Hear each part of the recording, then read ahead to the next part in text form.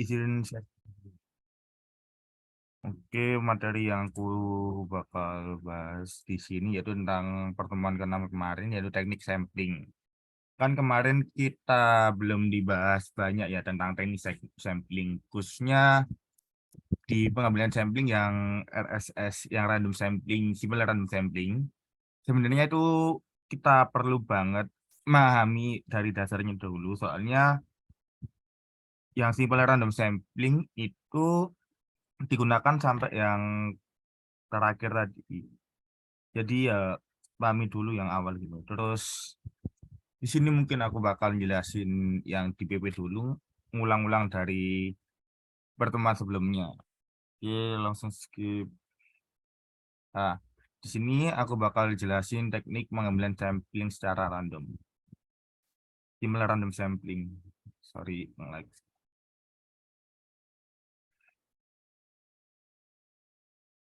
Di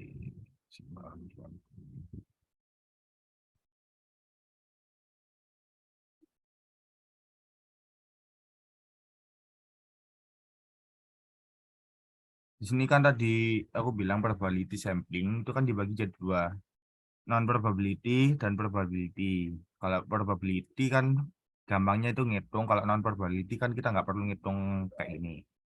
Nah, untuk awalnya di sini aku bakal jelasin dulu simple random sampling itu apa.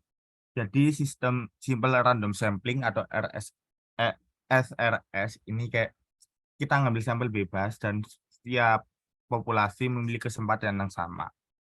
Yang perlu digarisbawahi di sini yaitu cuma gini aja. Memiliki kesempatan yang sama untuk terpilih sebagai sampling pengembalian. Jadi kalau di sini kalian sebenarnya bebas buat ambil berapapun sampelnya. Nah, untuk metode ini kan biasanya digunakan pada populasi yang identik atau populasi yang homogen, terus sampling frame diketahui dan sudah dikerjakan, sampel tersebar dan biayanya besar.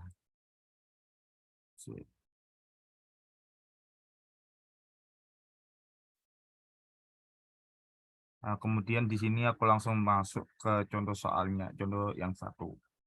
Kan penelitian dilakukan pada mahasiswa sains data angkatan 21, tujuan penelitian untuk bla bla bla. Penelitian memiliki sampling frame dari mahasiswa S1 TSD angkatan 21 di mana setiap mahasiswa memiliki kesempatan yang sama untuk terpilih menjadi sampel. Nah, di sini yang perlu dibarisbawahi cuma kesempatan yang sama itu langsung masuk ke SRS. Kemudian responden terpilih akan disurvei terkait apakah mereka menggunakan sepeda motor saat ke kampus. Dengan demikian dapat diperkirakan kapasitas tempat parkir. Jadi sini kayak kita gimana di sini kita cuma ambil beberapa sampel secara acak dari populasi TSC21, kemudian kita analisis sendiri. Terus untuk skemanya sendiri yaitu kalian bisa lihat di kemarin kan kita cuma dijelaskan periode antara anggota populasi yang terpilih menjadi sampel bersifat random.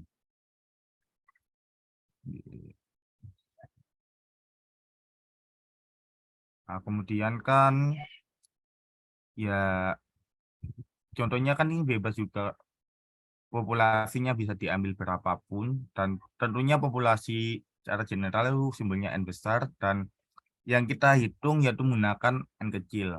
Nah, terus rumus dari SRS sorry. Ini sebenarnya kita menggunakan estimasi dari rata-rata, total, dan proporsi. Nggak hanya di SRS saja, tapi di simple, di stratified sampel, terus di constant sampel juga menggunakan ini juga sih mas, estimatornya. Terus untuk estimator rata-rata yang kalian rumusnya sebenarnya sama semuanya itu. Yang pertama itu ini aja. Yang pertama itu ini.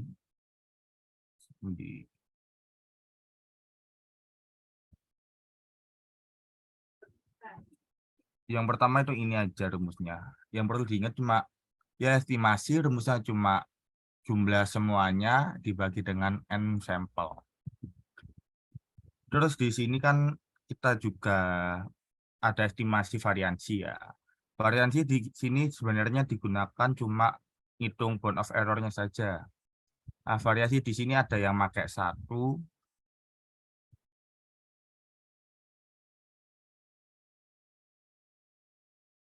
variasi di sini ada yang pakai 1, ada yang n, ya intinya hampir sama. Intinya sama, cuma ya rumus variansi pada umumnya seperti ini. Nah, kemudian bound of error, untuk bound of error sendiri itu definisinya yaitu 2 kali dari akar variansi atau 2 kali standar deviasi.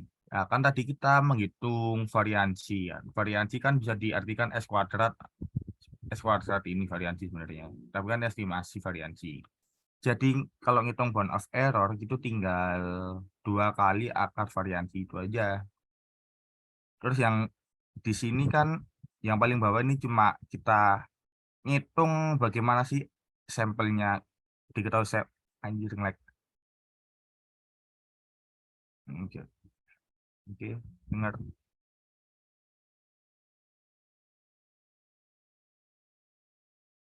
Oke. Oke. Di sini kan ada sorry nge-lag cuy.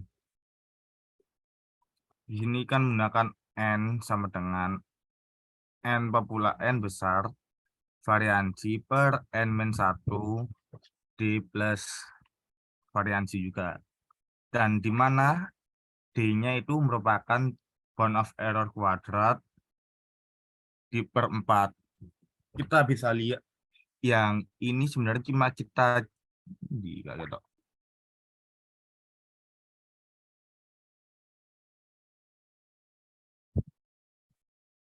Yang ini itu cuma cari bound of error-nya saja. Cari n-nya aja dengan diketahui bound of error-nya. Kayak kita bisa lihat di soal sebelahnya, the average amount must estimate dan bla bla bla within range kan dengan jarak segini dan range 100 dan kemudian diketahui populasinya yaitu 1000. Nah, di sini kan fin sample net estimate estimate rata-rata dengan bound of error estimation dan B-nya itu kan 3. Terus kita membutuhkan estimasi dari variansi untuk populasi varians. Karena range ini tuh kayak 4 kali SD gitu loh. Jadi kan kita masuk ke rumus ini dulu, SD-nya dulu, buat ngitung range. Range kan di sini kita 100. Kan di sini kan ditahu equal to, because the range is often equal to 4 SD. Jadi tinggal masukin aja bagi 4 ini. Kan ketemu SD-nya kan 25. Terus buat variansi ya, kan standar deviansi itu akar dari variansi. Kalau variansi ya tinggal kuadratin aja. Terus habis ketemu variansinya, kita tinggal masukin rumusnya tuh.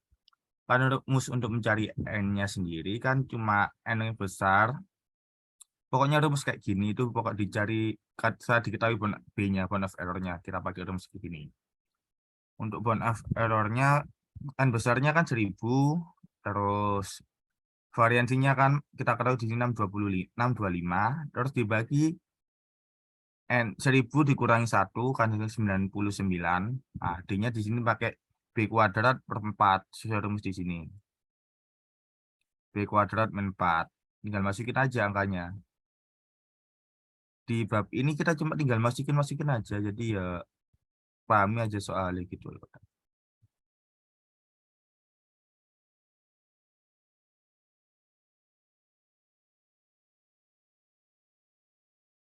Nah, kan di sini ketemu sampelnya itu 21 dan ini simpulannya. That is net apple dapat dibuktikan bahwa 218 observasi untuk masih rata-rata bla bla bla itu dengan kerjaannya sekian. Nah, kan tadi soal yang simple random sample. Nah, kan ini kan nggak hanya cuma ya teori aja, kita bahas juga prakteknya. Ibarat soal yang kemarin lah. Ya, Bang. Iya, kalau kalian ada yang perlu dipertanyakan atau mau tanya, bilang aja langsung ke apa. Oh, so.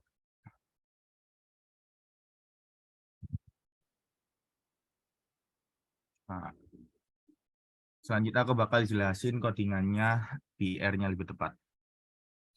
Di soal kemarin pas praktikum kan kita pakai soal ini. Kan soal ini diketahui Park of Avians, kita cuma cari N sampelnya yaitu 30 dan populasinya adalah 300. Terus diketahui ya 1 sama dengan 0 jika if the head of the it party sample does not think the campsite expressing at equal. Artinya enggak, kalau mereka 0 berarti dia tuh mengira itu penuh. Kalau 1 tuh mengira ada 4.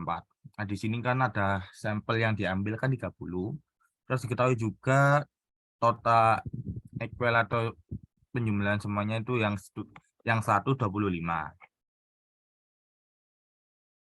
Kita tinggal masukin aja rumusnya. Kan ini kita cek pakai yang dirain proporsi. Jadi kita harus cari dulu Q-nya. Oke. Nah, jadi kita sesuai rumusnya tadi kan cuma P sama B. Yang kita cari adalah estimasi dari populasi, proporsi, dan bound of error estimatornya.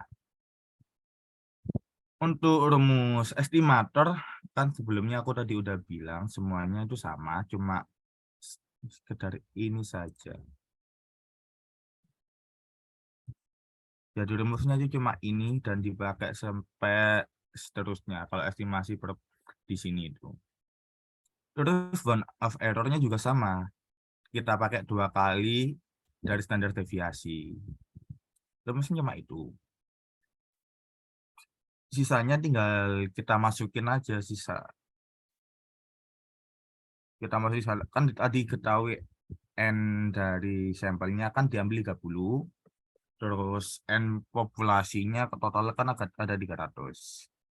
Terus sigmanya kan jumlah dari P topinya kan itu sebenarnya 25. Terus untuk cari rumus ini kan kita perlu dibagi sama N kecilnya atau sampel yang kita ambil. Berarti kan nanti jadinya 25 yang ini.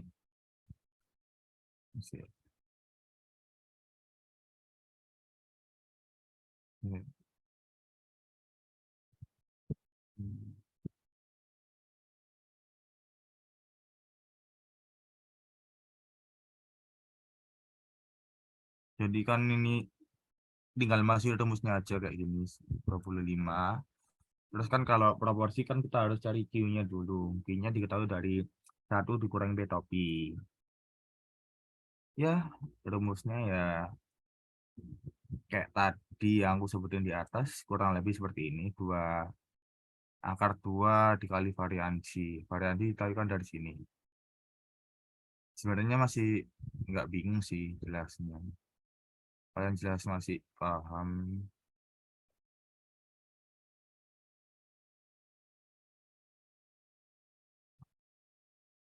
Soalnya balik lagi sekarang ke bagian ya, belum aku simpulin. Kan kalau kita input di R kan nanti keluarin seperti ini. Estimasi proporsinya itu 0,833 dan bound of error-nya itu 0,131 sekian. Nah, untuk cari atau nyimpulinnya tinggal kita proporsi kurang lebih dikurang dan ditambah sama bound of error. Jadi jangkauan dari hasilnya ini cuma 0,7 sama 0,96 di range seperti itu. Di range sekian estimasi populasinya. Lanjut ke soal berikutnya. Adentis was bla bla bla sekian. Pokoknya populasinya kan diketahui N itu 1000. Terus kalau student pasti studi, pasal dari quarter event. Terus N kecilnya kan diketahui 10. Nah, kalau ini kan baratnya kan jaraknya populasi sama sampelnya diambil kan dikit. Beda sama yang atas ini tadi. Yang atas ini tadi kan populasi 300 diambil 30. Jadi Point of error-nya tuh 0,131. Jadi itu masih dibilang kecil lah. Antara besar kecilnya tuh sebenarnya relatif juga, tapi kalau melihat angka ini dibandingkan proporsinya itu masih kalah jauh, jadi masih bisa dibilang sangat kecil point of error-nya ini.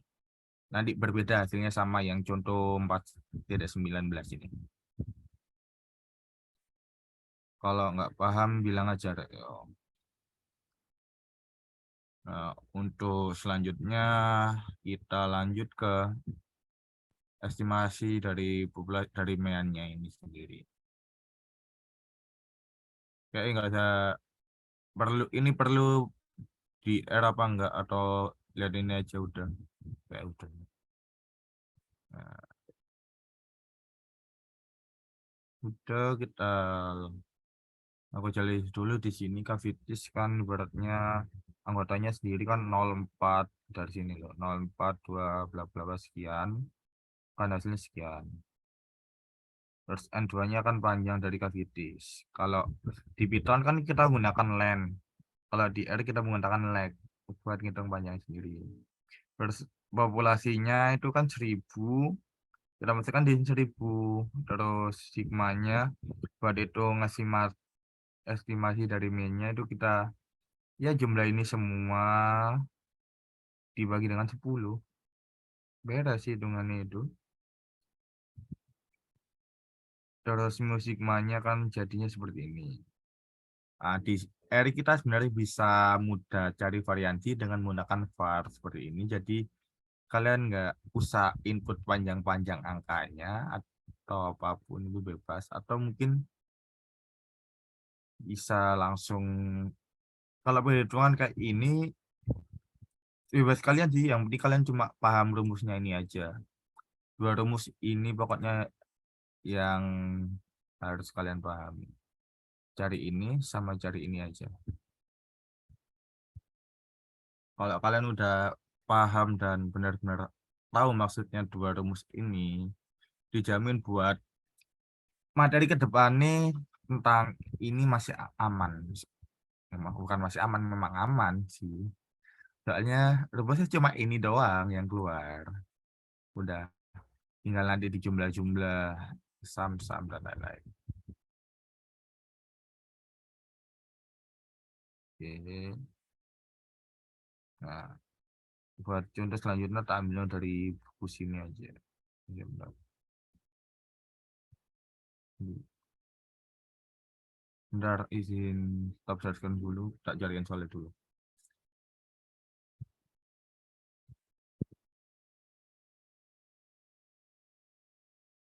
Simple random sampling.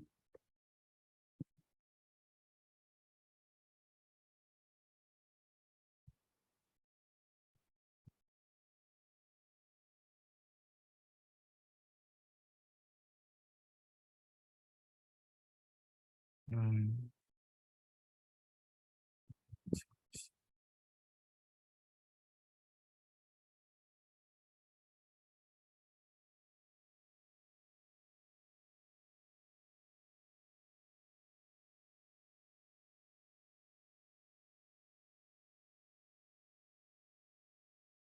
Oke.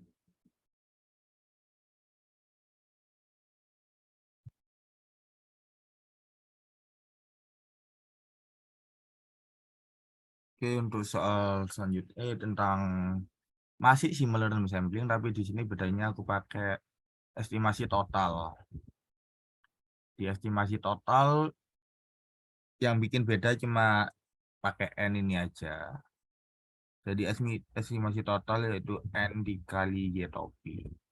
Y topinya itu ya nilainya sama, jadi semuanya dijumlah kayak gini. Dijumlah dulu sama Y ini, terus dikali N dibagi N. Terus estimasi variansinya juga beda. Di sini pakai N kuadrat. Kita tinggal ambil N kuadrat aja, soalnya ini pakai in total. Terus ya point of error ya sama, tetap sama.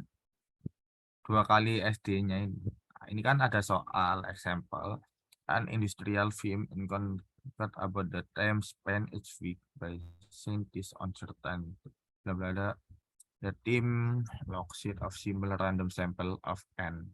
Kan diketahui di sini N-nya itu 50. N-nya di 50. Mau ulangan. So the average amount of time spin per test is, ini jadi waktu yang dihabiskan 10,31 jam dengan variasi sampel yaitu 2,25. Terus jumlah total dari pegawainya itu sejumlah 750. Estimasi total jumlah pekerja dan waktunya lost at with on trivial test and plus, dan estimasi kan kita diminta estimasi total dan point of errornya sendiri. Kan diketahui di sini we know population of n 750, terus karyawannya sendiri itu diambil 50. Ya, bla bla bla bla. Nah, kita masukin dulu kita jadi di T-nya dulu. Kan T tadi rumusnya N dikali Y. Y-nya kan jumlah total S 50 ini. Nah, di sini diketahui jumlah jam totalnya yaitu kan ini 10,31. Jadi tinggal masukin aja N dikali 10,31. Hasilnya ya ini. Red. Nah, terus cara errornya ya kita hitung kayak biasa aja. Tinggal kita masukin angkanya, terus kita masukin rumusnya, udah selesai. Similar random sampling ya simple, namanya juga simple. Jadi untuk simple random sampling sekian. Kalau ada yang mau dipertanyakan atau kurang jelas bisa langsung ngomong aja. Oke. Kalau mau tanya silakan ya tentang simple random sampling dulu.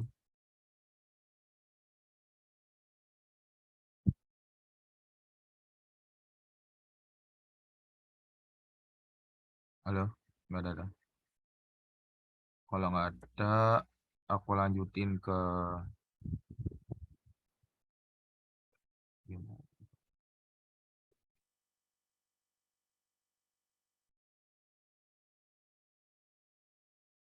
Oke, kalau nggak ada bakal aku lanjutin ke sistem sampling.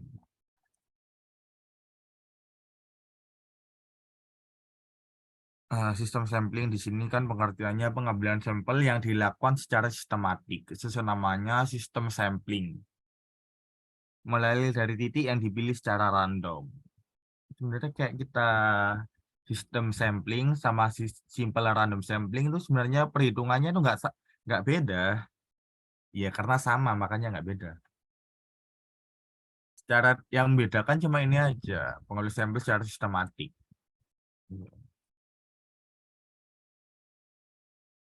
Ini aja yang bikin sistematiknya ini. Terus kan di sini jelaskan ada pola tersendiri. Tapi di soal sendiri nggak dijelasin soalnya itu polanya apa. Jadi kebanyakan sistematik random. Contohnya kan jadi ini bla bla bla. Jangan dibocor. Untuk rumusnya sendiri kan kalian bisa lihat di sini kan sama ini. Kan ini sama kayak yang tadi. Ini juga sama variansinya, cara variansi sama. Dan begitupun juga di total. Seperti yang jelasin tadi ini sama, nggak ada yang beda.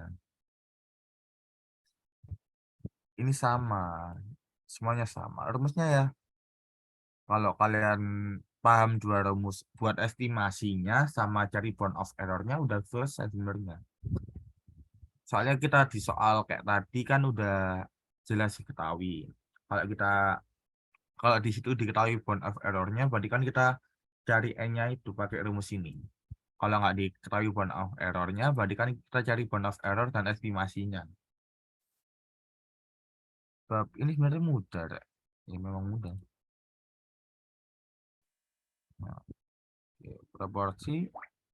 Ya sama. Untuk yang praktikumnya, coba kita lihat systematic sampling. Kan di sini the management of particle. Rizal ada yang tanya tuh. Oke, siapa? Oke, siapa? Ya langsung ngomong aja nggak apa. Oke, Zal. Sekarang aku mau nyimpulin ya sesuai POV aku.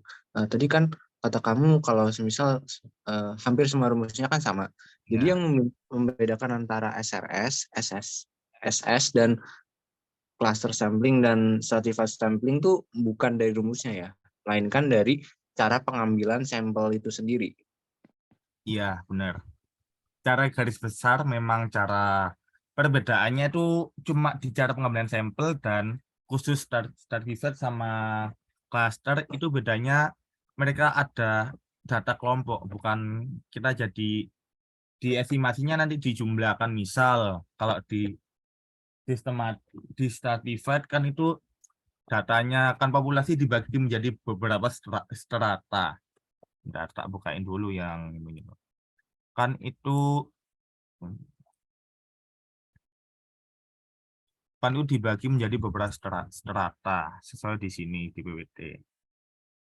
Tadi di STS kan membagi populasi berdasarkan karakteristik tertentu menjadi beberapa subkelompok homogen. Nah, strati SDS sama cluster juga sebenarnya itu sama. Yang beda cuma di sini kan homogen. Kalau di cluster itu heterogen karena tidak ada strata yang sama, jadi mereka diajak juga situ.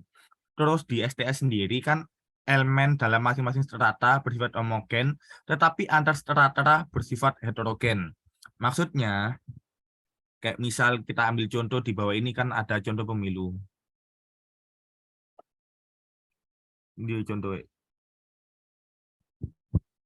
Nah, jadi rumus antara simple random terus systematic sampling itu sebenarnya sama. Dua rumus itu sama, cuma kita cara ngambilnya yang beda.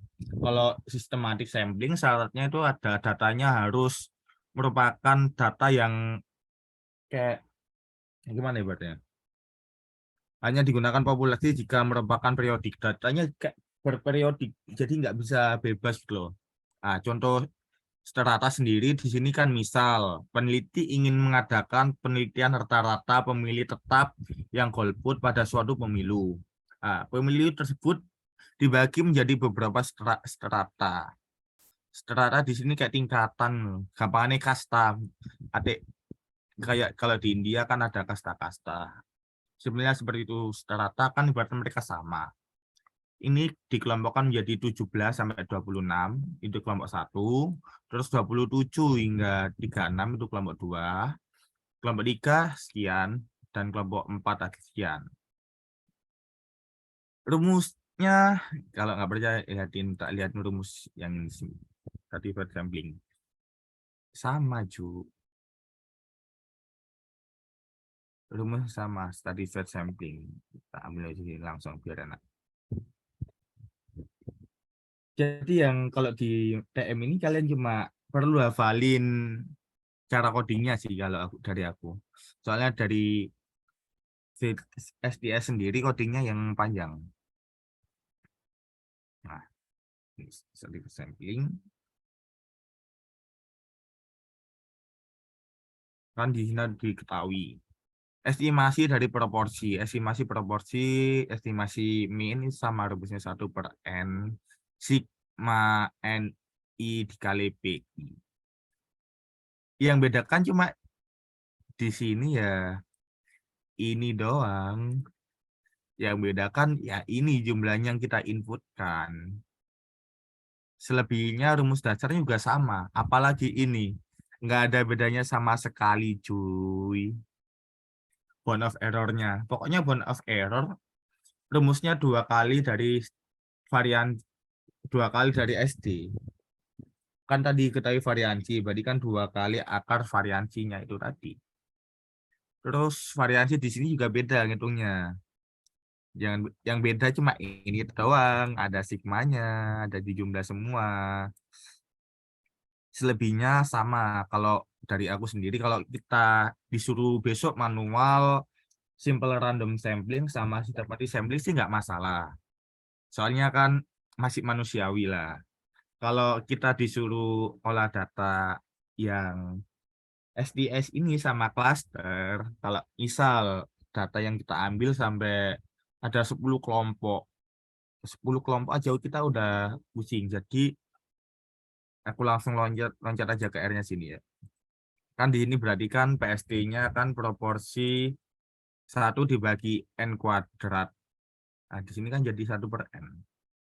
Jadi pakai rumus ini 1/N ini cuma kan ini banyak terus rumusnya yang akhir jadi gini proporsi sama kayak tadi yang simple random kan 1/N N1/P langsung. Yang beda cuma di sigma, di jumlah doang bedanya itu. Untuk penjelasannya baik aku jelasin langsung ke sini aja ke codingannya biar kalian nggak bingung. Nah, BTW di codingan ini tuh ada error ya, maksudnya error karena nggak belum didefinisikan Q-nya itu apa. Di sini kan kita diketahui N besarnya atau N kan 65, 42, 93.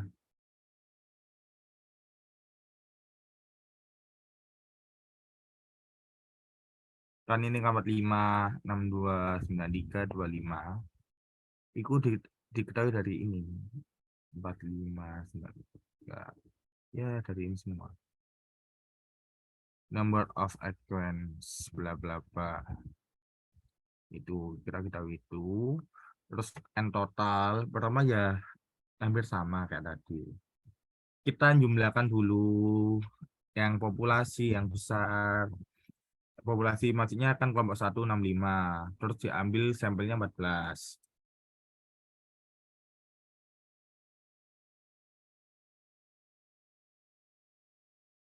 Kan ini kan gampang mudahnya ini dibagi 4 kelompok. Populasi dari 4 kelompok. Populasi dari 4 kelompok yang besarnya ini. Terus yang pertama kan kelompok 1 kan jumlahnya 45 diambil 14. Kelompok 2 jumlahnya 42 diambil 9. Kelompok 3 jumlahnya 93 diambil 21. Dan kelompok 4 jumlahnya 25 diambil dengan 4. Dan delinquency itu sekian. Delinquency di sini kan ini loh, di tabel kan ada.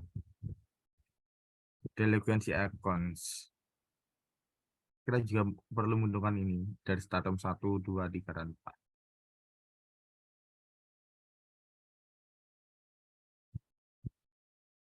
Jangan ya, nah, perlu diketahui lagi buat codingannya di sini sebenarnya agak panjang sih, nggak agak. Tapi aku yakin kalian semua udah paham soal Python, kalian udah bagus. Pertama kita cari dulu vektornya, vektor dari 4. Vektor P kita buat vektor 4. Maksudnya kayak perulangan sampai 4 gitu, sampai 4 berhenti. Terus yang NP-nya kita buat sama seperti ini. Terus kita masukkan looping di sini for i in bukan in range, cuma for i in 1 sampai 4. Di sini itu berhentinya di 4 bukan di 3. Kalau di Python kan kita berhenti sampai 3. Kalau di sini langsung 1/4. Terus di sini juga yang bedain ini tandanya kurung. Kurung di sini buat deklarasi awal sama kurung di sini buat penutupnya. Nah, selebihnya nanti kita masukin rumusnya sendiri tadi. Karena rumusnya P delinquency ini tadi kan buat 1, 2, 3, 4 dibagi dengan N total 1, 2, 3, 4. Terus NP-nya seperti rumus NP ya, rumus yang di sini. NP ketahui kan ini yang 1P1. Ya, nah, ini kan diketahui lagi for i in range. Terus kalian jangan lupa juga kurungnya. core-nya juga perhatiin, jangan sampai salah. Sama kayak yang di awal tadi, pokoknya core-nya di sini kalian harus benar perhatiin, kalau nggak dia bakal error. Tinggal masukin kan nih cuma dicari P-nya dulu ya, hasil PST, satu metode, sekian. Nah, bentar, tak buka kan di sini dulu, di R-nya. Tadi soalnya salah. Exercise berapa? 51. 46, 51. Mana? Nah, ini. Kan tadi aku jelasin di sini, masukin semuanya dulu yang diketahui di soal di sini. Terus kita deklarasikan P dan NP itu jumlahnya 4 buat kita bisa masuk ke loopingnya sini. Looping, kita masukin dulu. Kita masuk ke looping sini. Terus kita ikan PST tadi sebelumnya 1 per N total. Yang bedakan cuma di sini aja sih kalau dari aku. Kenapa beda? Karena buat ngitung pengolahan di R ini sebenarnya panjang dan agak tricky di sininya, di for i sama buat ini. Terus kita juga lakukan, kan ini udah ketemu P-nya, PST-nya sekian, pasti kan udah ketemu I 0,3. Terus kita masuk lagi ke bound of error-nya tadi. Bound of error kan rumusnya 2 kali FD. Ya, kita deklarasi juga PST dari vektornya tadi. Kita buat vektor di sini. Kita garis bawah ini vektor dari 0 sampai 4. Ini 0, makanya 0 sampai 4. Ini sebenarnya indeks sampai sini 4. Terus pakai perulangan for i in 1 D24 kurung kurawa. Nah, tadi kan nggak ada ini. Di di WD kan nggak ada Q-nya. Kan ini Q-nya nggak dideklarasikan. Jadi kalian buat aja Q seperti ini. Mirip kayak gini lah. Q kurung si QI sama dengan 1 min PI. Jadi artinya setiap I-nya mulai dari I1 sampai 4 nanti dikurangi dari P1 sampai dengan P4. Ini rumusnya, kalian cuma perlu nambah ini aja. Cuma sat, dan ya kita run. Error yang nggak bisa. Nggak, belum mau kurang.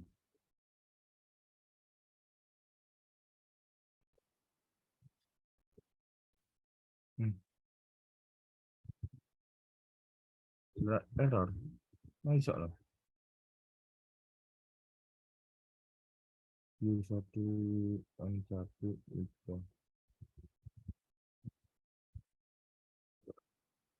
Itu bener udah mat nanti. Nanti hasilnya bakal keluar sih ini. R tadi nggak tahu. Pokoknya kalian perlu nambah di sini aja Q-nya. Cuma nambah Q di sini.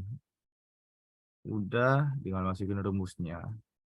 Secara teori dari 4 teknik sampel sendiri itu tadi yang bikin beda cuma mereka digunakan apa dan mereka dikelompokkan jadi apa. Kalau yang simple random tadi kan cuma ya udah ada soal berapa, populasi berapa, kalian ambil berapa itu, terus kalian estimasi pakai, misal kalian diminta pakai estimasi mean, proporsi ataupun total. Terusnya juga sama. Nah, baik, kembali lagi ke sini yang standar tadi ini dari jual pindah tambahan PPT.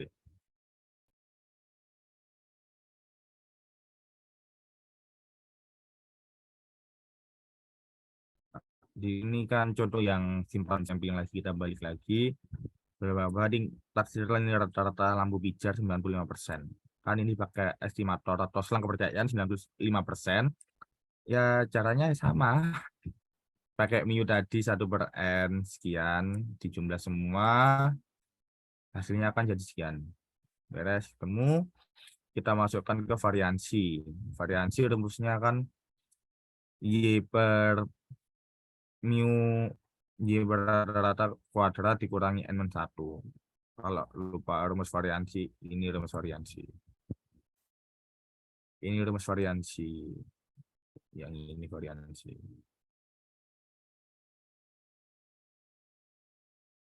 Bedanya di sini kan dimintakan standar deviasinya.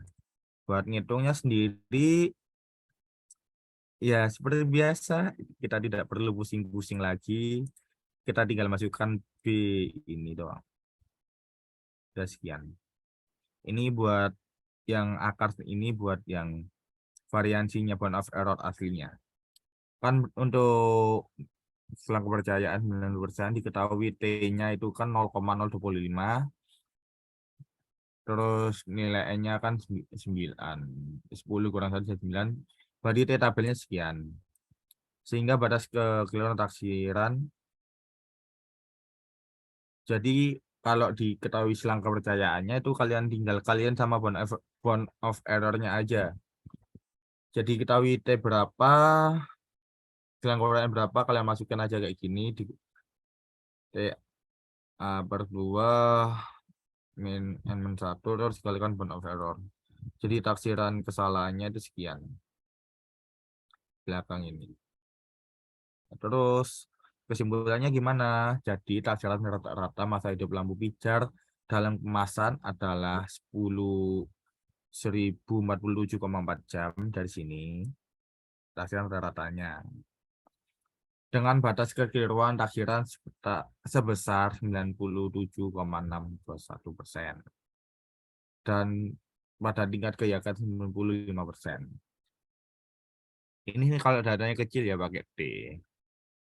Tapi memang simple random ini datanya kecil biasanya. Jadi kalian pakai D aja. Terus buat selanjutnya saudara ini tapi ada sistematik. Ini langkah-langkah yang diambil dari buku tadi buat ambil bagaimana sih cara ambil sampelnya itu. Ya cuma bisa dibilang teorinya saja dari kita ambil satu bebas, kemudian kita tentukan polanya seperti ini. Namanya pola ini. Tapi kebanyakan di soal yang tadi aku baca cuma yang random sample, jadi kemungkinan nggak keluar ini.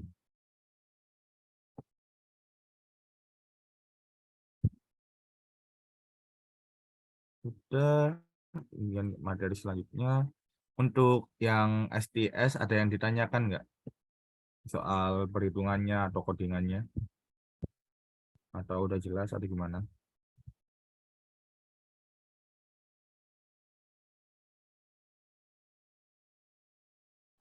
STS apa aman? Oke, aku anggap aman soalnya nggak ada lagi yang perlu ditanyakan di sini. Semuanya sudah jelas. Oke. Terakhir,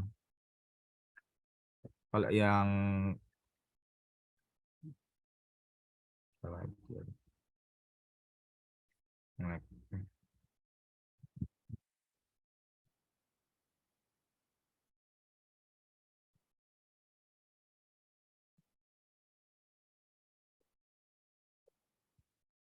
terus proporsi bisa dilihat di sini sama cuy. Keempat ini sama semua rumusnya. Yang membedakan bagaimana kita menggunakan dan apa kasus yang digunakan itu. Terus yang terakhir di probability sampling yaitu cluster sampling. Seperti yang aku bahas sebelumnya tadi, STS dan cluster itu sama. Yang membedakan cuma di STS itu homogen, di cluster itu campuran, heterogen. Cluster. Nah, kan juga sama disebut dengan cluster. Disebut dengan cluster digunakan bila polis dapat dibagi dalam kelompok-kelompok dan karakteristik yang dipelajari dalam setiap kelompok. Sampel. Nah, bedanya ini itu dapat dilakukan kayak pas mendesak menurut. Penelitian kekurangan sampel frame yang baik sehingga memerlukan sampling frame dengan metode cluster sampling. Tapi kalau kelemahannya ini tuh biayanya yang sangat tinggi. Jadi kayak ya benar. STS sama cluster sebenarnya sama tingkatnya itu.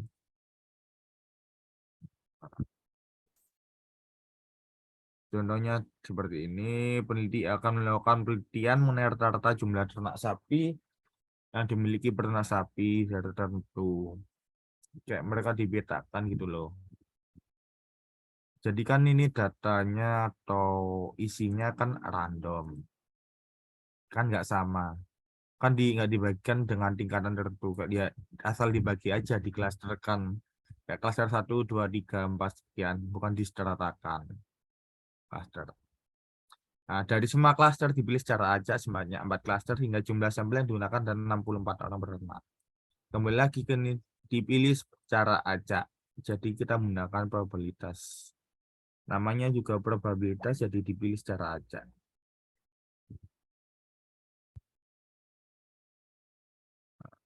Ini contoh two stack cluster.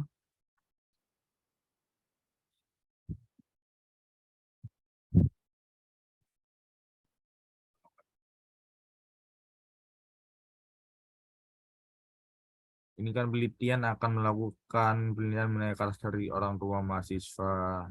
Kan ini ada lubang-lubang ya. Kan nggak diambil semua. Berarti kan beda sama tadi yang satu kotak penuh. Yang ini kan cuma diambil sebagian. Kalau bagian ini ya simpel aja buat contoh to stack aja. Nggak langsung buang ke situ. Terus cluster yang terakhir yaitu cluster. Cluster sendiri kayak dibagi menjadi tahapan kalau di pengaman persen ada ring 1, ring 2, ring 3 dan seterusnya. Makin ke bawah nanti semakin bawah juga. Kan di sini dari provinsi, contoh ini misal provinsi diambil secara SRS cluster 1, terus kabupaten kota cluster 2, kecamatan cluster 3 dan terakhir desa RT RW. Ya, terus kembali ke rumus yang sebenarnya sama terus digunakan. Tapi bedanya di sini ada sini M1.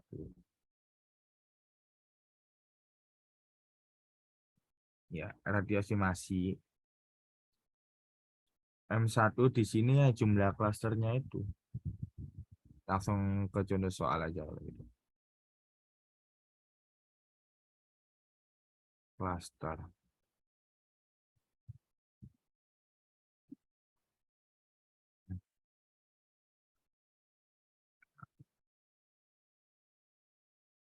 Oke. Enggak important apa. Kan ini diketahui a forest one to estimate. One ingin mengestimasi total number of farm area planted with tree or state because number of acres of trees variance bla bla bla. Ada 24 petani dikategorikan menjadi sis A. Terus dikategorikan di sini. Sis A berikan dulu, terus dipilih lagi menjadi pohon ini. Terus estimasi total dari ini ada berapa sekian. Nah, sini kan dibagi menjadi start term 1, 0 sampai 20 acres, dan 20 sampai 40, 200 sampai 400. Di sini tahu ya sama seperti tadi. Kan aku bilang nggak ada perbedaan yang signifikan antara SDS dan cluster ini. Labelnya juga sama digunakan. Ada N besar 1, N 2, N besar, N kecil. Sama. Sama. Jadi kalau dari aku sendiri kalian cuma perlu pahami rumus dasarnya aja sebenarnya ya udah aman. Terus masuk ke codingannya. Ini yang bikin malas. Panjangnya ini. Yang kita tinggal masukin aja yang diketahui apa. Start room 1 kan anggotanya sekian. Masukin aja sampelnya sekian 14. Terus populasinya kan sekian. Ini kan yang ada di soal tadi. Ada di soal. Ini semua ada di soal. Nah, terus tinggal masukin rumusnya tadi. Yang ini.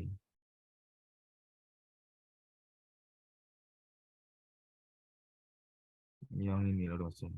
Kita pantau M1 sum. Tadi jumlah dari sini M1 itu. Jumlah ini. Terus dibagi dengan M1 plus M2. M1 plus dibagi dengan M1 terus dilakukan seperti itu sama sampai M4. Diketahui juga, nanti diketahui buat nilai ini estimasi total. Estimasi total kan harusnya seperti ini. Terus buat variansinya atau bound of error-nya ya 2 kali standar deviasi. Nanti diketahui dengan hasilnya seperti ini. Kita besok diperlukan dengan cheat sheet, jadi manfaatkan itu dengan sebaik-baiknya. Nanti aku bagi juga soal-soal latihan dari ini semua.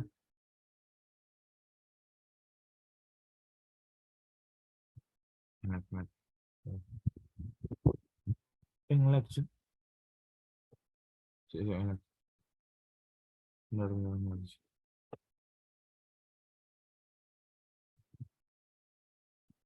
Oke. Untuk materi ini perlu dipertanyakan apa enggak? Ada yang mau tanya lagi apa enggak atau apa? Soalnya ya dari awal sebenarnya udah jelas perbedaan dari keempat ini. Kalau nggak ada, lanjut gak ya non probability.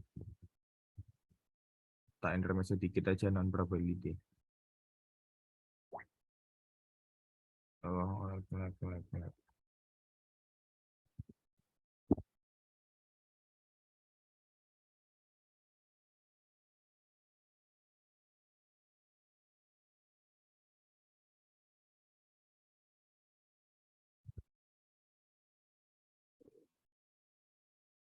Materi terakhir.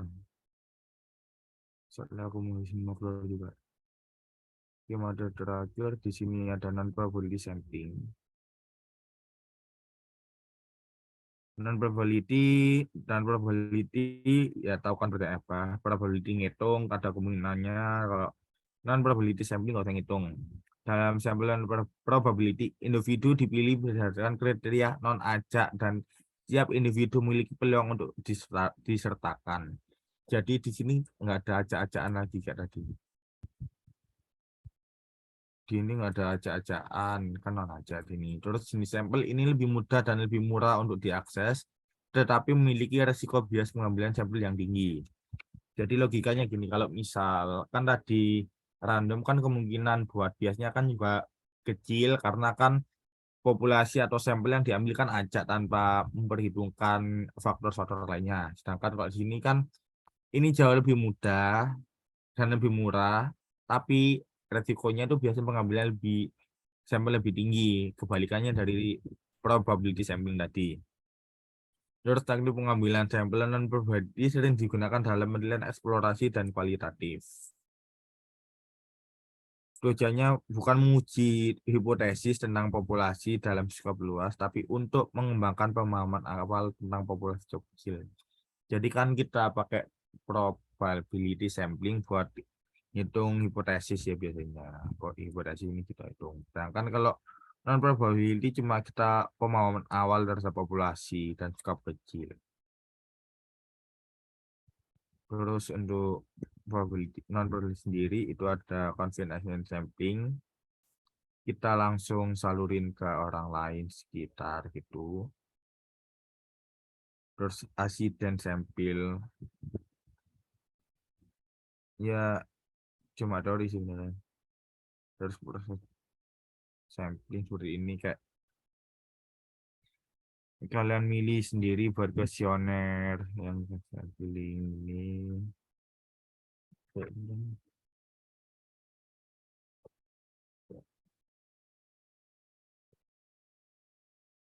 Kayak non Broly nggak usah deh, aku males. Kayak materi tentang sampling pengambilan ini kayak udah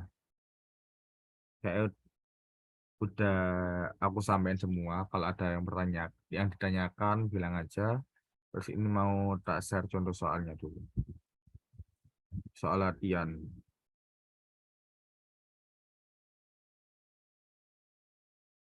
Aku mau gitu aja.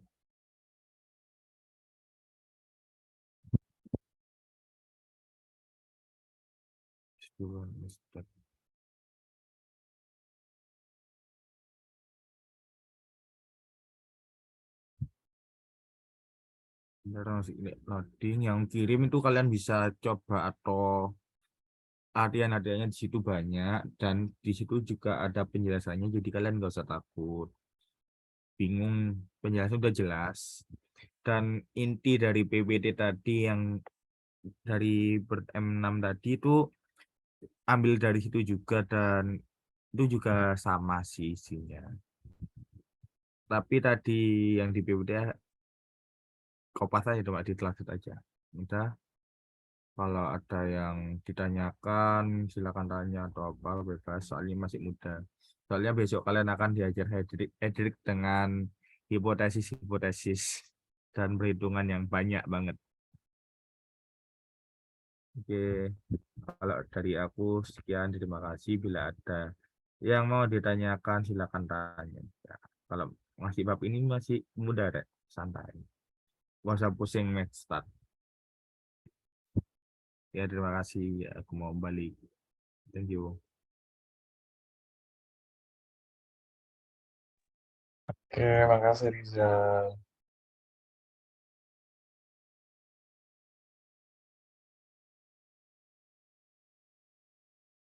Izin live ya, aku ada kegiatan lain. Sorry makannya agak kupu mau.